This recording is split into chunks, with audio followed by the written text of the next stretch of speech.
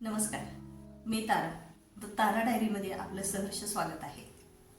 आज आपण असाच एक विषय बोलणार आहोत की माणसाचं जीवन हे विविध पैलूंनी भरलेलं असतं आणि काही काहींच्या लाईफमध्ये असे काही प्रसंग येऊन गेलेले असतात ना, तर ते थोडं शेअर करणं पण कधी कधी आवश्यक असतं.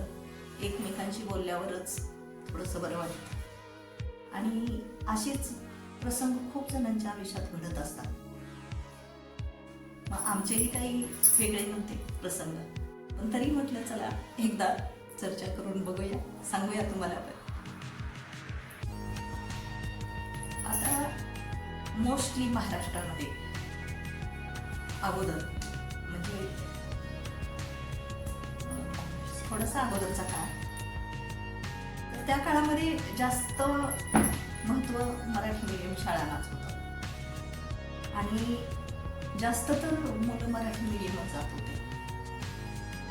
नंतर त्या इंग्लिश मीडियम वगैरे कॉन्व्हेंट स्कूल सुरू झाले. मग आमचं शिक्षण तर मराठीमध्ये झालेलं, म्हणजे बऱ्याच लोकांचं मराठीमध्ये झालेलं आहे, कारण मातृभाषेमधलं शिक्षण कधी ग्रेटच असतं, तसं झालेलं. मग कधी कधी काय होतं माणसाच्या आयुष्यामध्ये, नोकरी करण्याचा प्रसंग येतो, जॉब. आणि आजकाल मुली ज्या शिकलेल्या आहेत त्यांना वाटतं की आपण काहीतरी जॉब करायला पाहिजे, कुटुंबाला हातभार लावला पाहिजे किंवा स्वतःचं आयुष्य सेटल केलं पाहिजे. मग असाच काहीसा थोडा प्रसंग माझ्या पण आयुष्यात आला आणि नोकरी करावी लागली. अर्थात केली. मग नोकरी केली. माय एज्युकेशन इन मराठी मीडियम, म्हणजे मराठीमध्ये माझं एज्युकेशन झालं, पण मला जॉब लागला इंग्लिश मीडियममध्ये, इंग्लिश मीडियम शाळेमध्ये, कॉन्व्हेंट स्कूल. मग कसं करायचं, म्हणजे माझ्यासाठी ते खूप अवघड होतं खरं तर. डिग्री झाल्यानंतर म्हणजे शिक्षण सर्व्हिस करत करतच मी डिग्री पण कंप्लीट केलेली आहे. त्यावेळेस मी पार्ट टाइम जॉब करत होते आणि त्या काळातच मी एज्युकेशनला पण म्हणजे पुढच्या एज्युकेशनला सुरुवात केली. मग जॉब प्लस एज्युकेशन असा माझा प्रवास. मग तो एवढा सोपा पण नव्हता, कारण इंग्लिशला त्या काळात फारच महत्त्व होतं, फार म्हणजे फार. मग आता वर्गामध्ये कसं करायचं, म्हणजे पूर्ण इंग्लिश टू इंग्लिश एकदम फ्लुएंटली कसं बोलायचं, मग ते थोडंसं अवघड जायचं. मग करायचं काय, मग माझ्यासोबत नन्स होत्या, त्या सिस्टर्स. मग जास्त तर पेंटिंग म्हणा, ड्रॉइंग म्हणा किंवा इतर दुसरे सब्जेक्ट याकडे माझं लक्ष असायचं, कारण इंग्लिश मला तर अवघडच जायचं. पण मी माझी जिद्द नाही सोडलेली, म्हणजे माझा खूप प्रयत्न असायचा. ऐकायची मी त्यांना, बघायची. आणि झालं असं की जरी म्हणजे फास्टली मी बोलू शकत नव्हते, पण हँडरायटिंग लिहायचं म्हणा, होमवर्क किंवा इतर ज्या ॲक्टिव्हिटी आहेत त्या म्हणजे मी तिथं कुठेच कमी पडत नव्हते त्या बाकीच्या ह्याच्यामध्ये. पण तरीही माझ्या मनाला थोडंसं लागून राहायचं की का नाही आपल्याला, म्हणजे यांच्यासारखं का येत नाही. आणि प्रयत्न माझे मग दिवसेंदिवस माझं लक्ष अजिबात कुठं लागत नव्हतं, कारण डेडिकेशन इज मोस्ट इम्पॉर्टंट. आणि ते डेडिकेशन होतं की नाही आपल्याला ही गोष्ट आली पाहिजे, म्हणजे आलीच पाहिजे. आपण या शाळेमध्ये जॉब करतो, तो इंग्लिश येणं मस्ट आहे. मग प्रयत्न खूप व्हायचे. वेगळे वेगळे पुस्तकं, भाषा म्हणजे बोलण्याचे प्रयत्न, त्यांच्या संभाषणामध्ये सहभागी होणं. मग असा प्रवास सुरू होता. मग त्या दरम्यान माझ्या ह्याच्या ट्रेनिंग्स वगैरे औरंगाबादला होती आमची, आणि ती होती RSP ट्रेनिंग. महाराष्ट्रामधून 50 लेडीज जेंट्स म्हणजे 25 लेडीज 25 जेंट्स असे मी ट्रेनिंगसाठी बोलावले होते प्रत्येक शाळेमधून दोन टीचर्स. मी पण गेले होते. मग तिथं भरपूर हार्ड वर्क होतं की सकाळी 4 वाजता उठायचं, परेडसाठी तयार व्हायचं. मग आमचे तिथं परेड वगैरे भरपूर म्हणजे ट्रेनिंग दिली गेली आम्हाला. पण तरी पण ह्या बाकीचे सगळे ॲक्टिव्हिटी एकदम ओके, पण मूळ मुद्दा होता इंग्लिश. मग सुरू केले मी भरपूर पुस्तकं वाचायचं, त्या बाकी सिस्टर्ससोबत त्यांच्या संभाषणात मिक्स व्हायचा प्रयत्न करायचं, बोलायचा प्रयत्न करायचं. मग अशी वाटचाल आमची सुरू झाली. पण हार कधीच नाही मानली, अजिबात नाही. कारण मला वाटत होतं की एक ना एक दिवस येणार, आपल्याला येणार म्हणजे येणार आणि यायलाच पाहिजे, हा मनाचा ठाम निर्धार. मग आता झालं, डिग्री झाली, प्रॅक्टिस, टीचिंग झालं, होत होतं व्यवस्थित एकदम. आणि नंतर असा प्रसंग आला, D.Ed किंवा B.Ed कंपल्सरी. आणि झालं, मग आम्हाला शाळेमधून सजेस्ट करण्यात आलं की तुम्ही B.Edला म्हणजे पाठवल्या 4-5 टीचरना. त्यावेळेस एज ग्रुप 42-43 होता. आणि मग ज्यावेळेस आम्हाला पाठवण्यात आलं,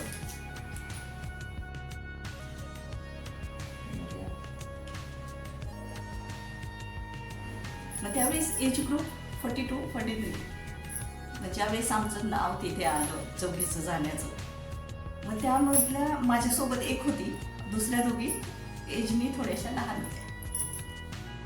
मग म्हणजे खूप कसं तरी वाटत होतं की आता कॉलेजमध्ये म्हणजे रेग्युलर क्लास कसे अटेंड करायचे ॲज अ स्टुडंट. खूपच तो प्रसंग एकदम वेगळाच होता. आणि गेलो आम्ही औशाला, लातूर जिल्हा औशाला आम्ही गेलो ट्रेनिंगसाठी, म्हणजे ह्याच्या B.Edसाठी. आणि मग दररोज वर्ग अटेंड करायचे होते आम्हाला. आम्ही तरी थोडंसं हे होतं, मनावर दडपण होतं की स्टुडंटमध्ये बसून कसं काय आता शिकायचं ह्या वयामध्ये. मग संकोच वाटत होता मनाला थोडासा, पण संकोच वाटून पण काही फायदा नव्हता, कारण आम्हाला तिथं जावंच लागणार होतं, अटेंड करावंच लागणार होतं. आणि विशेष म्हणजे पासआउट होऊन आलो तरच आमच्या ड्युट्या टिकणार होत्या. मग आम्ही काय केलं, फर्स्ट टाइम जेव्हा मी म्हणजे मागे होते, म्हणजे मुद्दामच मी मागे थांबले होते, अगोदर त्या बाकीच्याला जाऊ दिलं सर्वांना पुढे.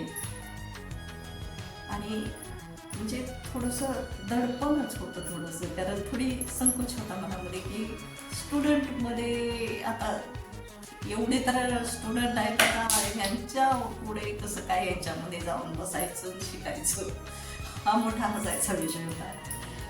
मग मी थोडं लेट गेले वर्गामध्ये, लेट म्हणजे सर्वांच्या मागून गेले. झालं असं, जेव्हा मी लेट गेले सर्वांच्या मागून, अक्षरशः पूर्ण वर्ग उभा राहिला, गुड मॉर्निंग टीचर.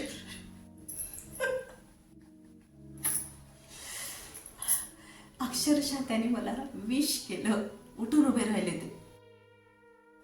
राहिले आणि मला बापरे काय म्हणावं ते मला कळत नव्हतं. आणि इतकं लाजल्यासारखं झालं ना मला, म्हणजे मी त्यावेळेसचा प्रसंग अद्यापही अजिबात विसरलेली नाही, कारण तो माझ्या लाईफमध्ये विसरण्यासारखा प्रसंगच नाही. आणि सगळ्यांनी विश केलं.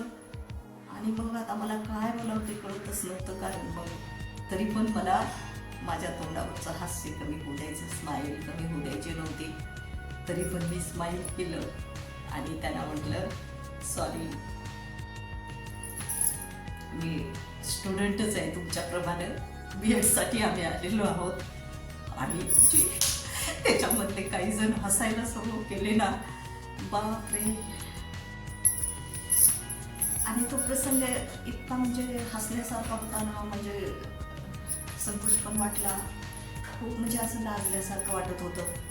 पण तरी वर्गात जाऊन बसतो आणि नंतर मग थोडीशी सवय पडली आम्हाला त्या स्टुडंटची, वर्गाची, टीचर लोकांची आणि विशेष म्हणजे आमच्या एजचे किंवा आमच्यापेक्षा कमी एजचे टीचर होते तिथे. पण यामध्ये महत्त्वाचं हे आहे की ज्यावेळेस तुम्हाला एखादी गोष्ट करायची असते किंवा आपल्याला एखादं काहीतरी अचीव करायचं असतं, त्यावेळेसही तुम्हाला करावंच लागतं. म्हणजे तुम्हाला त्यामध्ये लाजून चालत नाही किंवा संकोच वाटून चालत नाही.